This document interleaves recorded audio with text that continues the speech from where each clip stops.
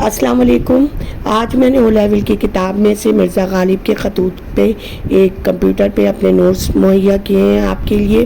غالب جو ہیں وہ کوئی عام نام نہیں بلکہ شاعری میں ایک اعلیٰ مقام رکھتے ہیں، نہ صرف بلکہ نثر نگاری اور خطوط لکھنے میں تو انہوں نے کمال فن کا راستہ اختیار کیا۔ غالب 1779 میں آگرہ میں پیدا ہوئے۔ ان کے والد جو تھے ایک فوجی افسر تھے جو کہ مرزا عبداللہ خان کے نام سے مشہور تھے، اور جب غالب صرف 5 برس کے تھے تو ان کے والد شہید ہوئے۔ غالب کی والد کے بعد ان کی پرورش جو تھی ان کی چچا نے کی، اور 3 سال کے بعد ان کا بھی انتقال ہو گیا۔ غالب نے شاعری میں اعلیٰ مقام حاصل کیا۔